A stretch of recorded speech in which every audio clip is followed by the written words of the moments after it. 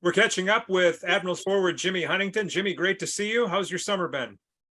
Pretty good. I'm enjoying summer, playing golf, working hard for the next season. So You got to have that balance, don't you? You got to have, whether it's golf or whether you're on the boat or whatever you do in the summer, you got to have that balance because it's 6 months of hockey plus another 4 months of training. That's a heck of a lot. oh, for sure. Like I said, I'm playing golf a lot. I love golfing. It just like keeps me away from hockey. But like I love to train and go on the ice too during summer. You know what I mean? Like I played hockey for like almost 20 years right now. It's my life. So yeah.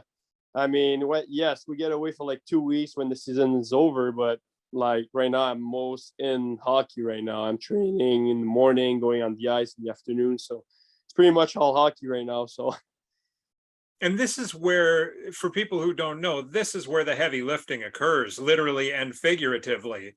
This is where you basically make or break your season, what you do in June, July, and August, leading into September training camp. especially off the ice, I would say. Yes. On the ice, it's pretty like more skills. When we go like during like the season, we always on the ice 6 days out of 7. We practice for like almost an hour and a half. Like we do all those skill session, everything. But off the ice, I think we train, but like we don't train like we train in the summer. So that's where you need to get a step. You know, I don't know, build a muscle. You have an injury, like I don't know. So you try to like get bigger, get faster. So that helps you on the ice for sure. So Yeah, and it's so much easier to do that. Like you say, you work out that hard in the summer. You just can't do that. You can't go till exhaustion when you have a 3-3 coming up this weekend with travel back and forth in Grand Rapids or something like that. oh yeah, for sure. Like I said, like we might train like Monday or Tuesday. Normally we train Monday, Tuesday during the season, but after that we just like try to keep ourselves at the same level. You know what I mean? Like we won't do a training that is during like I don't know 2 hours. It's too much. We'll get tired, and like you said, 3-3. We need to gauge that. We need to manage that. It's important. Like I think when we have like 76 games, so it's a lot plus the playoffs. So yeah, Well, they trimmed you down. They trimmed you back to 72, so it's not so bad anymore. 72, but it's still 72 games. So Or in your case, hopefully 80 oh, in the maybe National we'll Hockey see. League, right? Yeah, why not? I hope Why so. not? Why? Well, and that's a great question. Why not? Indeed, my goodness, I remember when you came over and you spoke with me 10, 15 minutes, 20 Yeah, I minutes remember. in the I lobby remember. down in Texas before the playoffs started. You said to me, "Boy, I can't. I'm so excited for the playoffs. I'm so fired up, and I haven't been in the playoffs for a couple of years." And I thought about that, and then I'm like, "Well, what? Really, nobody's been in the playoffs for a couple of years." Yeah. So, what was that experience like in the fact that nobody really had any recent experience with the postseason? What was that like going through Manitoba and then Chicago? To be honest, I had no plan. I just went there and I was like, all right, let's go. We have like a best of 5. We'll see how it goes. And we played the first game. Everyone played good. Obviously, like our goalie, David Kool-Aid, played unreal. But I'm saying like I was just going out there and trying to make a difference. And before game 1, I don't know if you remember, but like Glasser got called up in the National Hockey League. So Like we lost it. literally 3 hours before the game. Yeah, so I came to the ring and I was supposed to play with him and Baron Berg, and we came to the ring and Novak came to see me and said like, yeah, Glasser got called up, we played together. And I was like, all right, let's go. You know what I mean? Like all the little change make like I was like ready for everything. All the change, all the like we had an injury, like everything was coming to me. I was like, all right, let's just embrace it and enjoy it. And I mean, we beat Manitoba and it was really, really fun. I mean, we had so much fun with the team and everything. Where does that attitude come from? That you just kind of, because one would think, okay, boy, our leading scorer just got called up. It might be panic time. But where did that come from? Uh, I'm not that type of guy, I would say. I'm not panicking, even if like Novak got injured in He this, did. I think in second round. I Yes. didn't panic. I was just like, all right, that's how it goes. You know what I mean? That's how playoff goes. Your best scorer get called up and everything. And Glasser came back for that series, Matthew Olivier too. So we had some guys coming back. That's how it is hockey. Even the season, like guys getting injured, guys getting called up. It's always like that. It's in and out. So you have to be like, okay, we'll go one day at a time and we'll see how it goes. That's how it is. So yeah, I mean, I'm like that. That's how I am. So How fun was that Manitoba series for you? oh, You unreal. by the way, you mentioned Braden Burke. You guys were brilliant out there. Thank you. I mean, all the guys were really good. We just like, I think a first game we went there, and Manitoba was just like all on us. But I think the thing they made a mistake, and we always talk about it. They start the series at our home.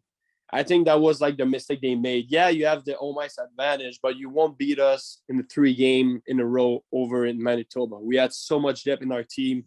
We were really good. We were really like, we were enjoying our like every minute we were on the ice. Like even when we scored the first goal, Berkey scored the first goal, we were like so pumped up. And obviously like the second game when I scored less than a minute, it was just like, it was a dream come true, I would say. Like it was just unreal in the arena. Everyone was like cheering, and I mean it was so much nice. So nice. Yeah. And then the Chicago series, that was the first 2 games down in Chicago. The scores were big. I don't think the score is indicative of how the games went. You win game 3, they come back in game 4, but the Admirals were the only team to beat them in regulation in the entire postseason, which is a crazy statistic.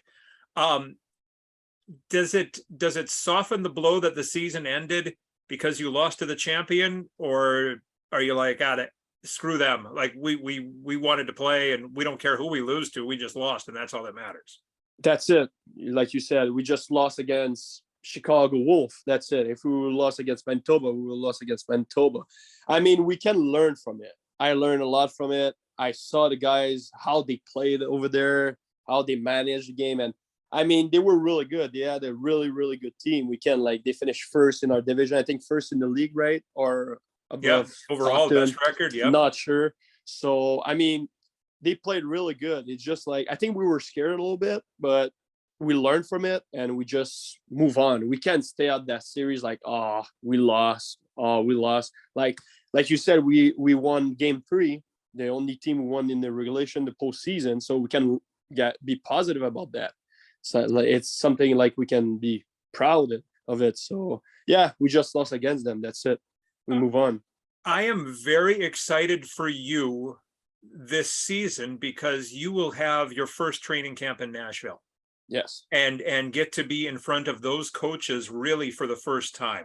And I'm excited for you because you've had that chance in Tampa. You come in that trade in the middle of the season.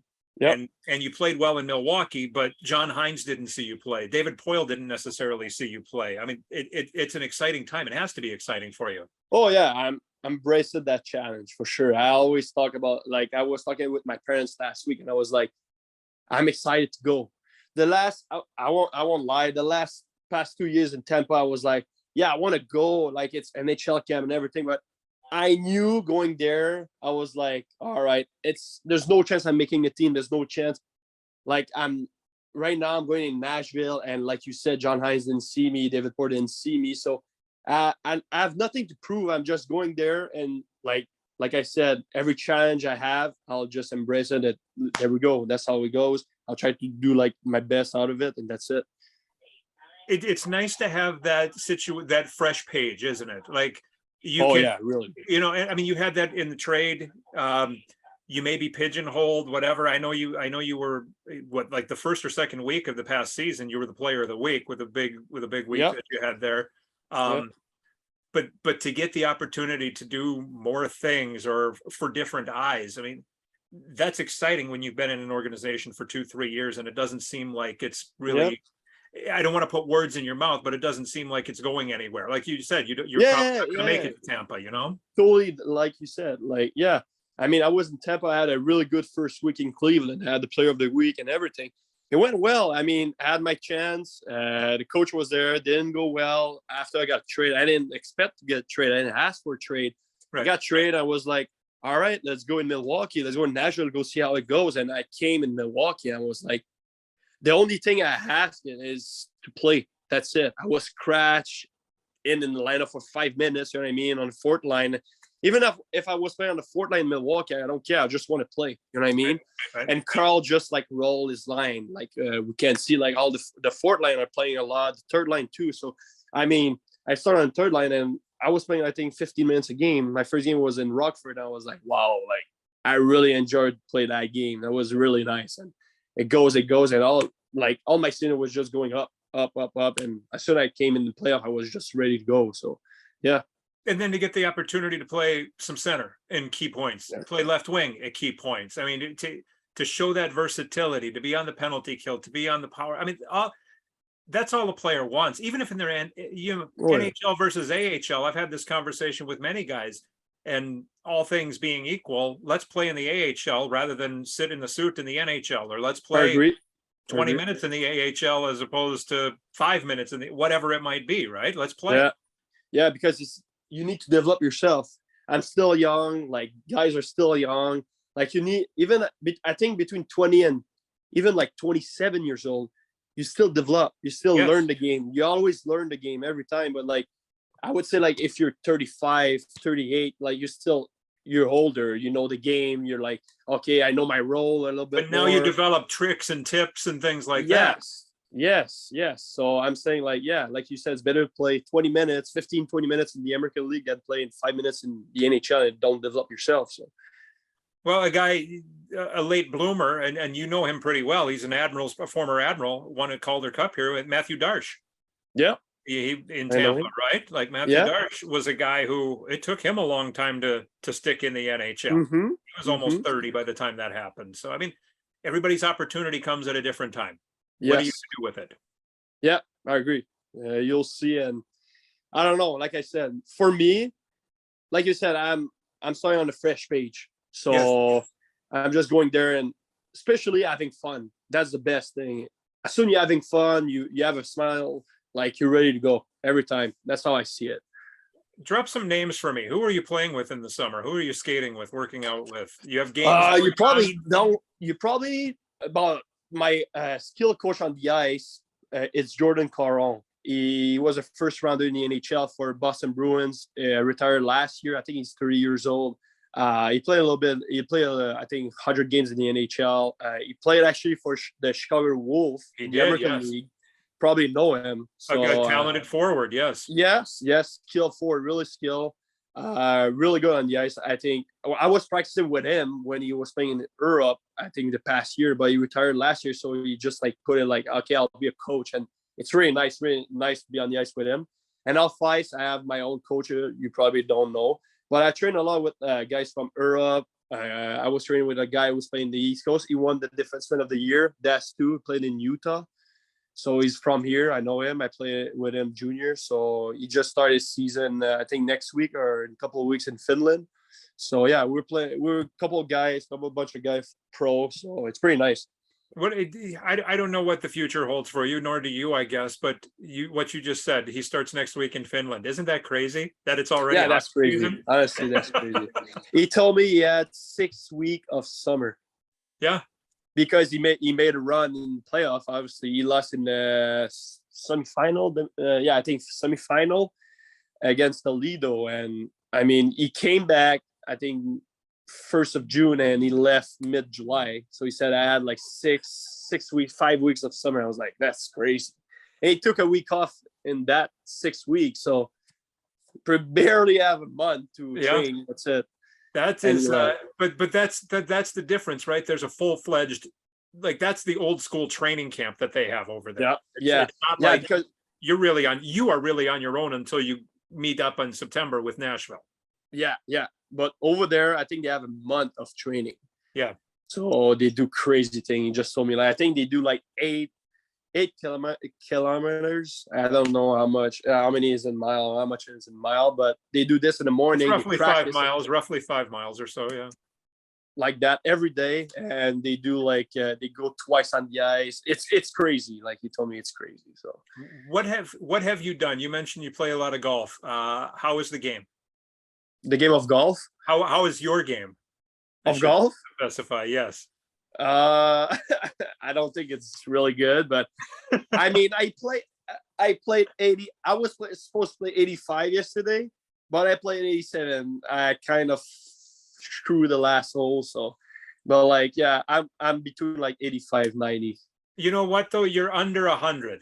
Yeah, so and that's pretty good. and that's nice. And if you're not having to buy new golf balls every time you go to the course, that's nice I mean, too. yeah, that's nice too. I might lost like a ball or two per round, but depend like the game we play too. So there's a couple of games, bunch of games we can play. So When do you head down to Nashville? September 13, I'm going for the rookie camp. Scott Nichols called me, I think a month ago. He said, yeah, you'll come, because I didn't meet no one over there. So he wants me to see everyone, meet everyone. So yeah, September 13, I think we go in Carolina for the rookie camp. Yeah. So we play Tampa, obviously. I'm excited about that. And I think after like, I think 5 days, the main camp starts. So yeah, I'm really excited. So. Very good. Very good. Jimmy, great to see you. Enjoy the rest of your summer. And thank you, Aaron. hopefully we'll see you real soon. Yeah, I hope so. All right. That's Catching Up with Jimmy Huntington.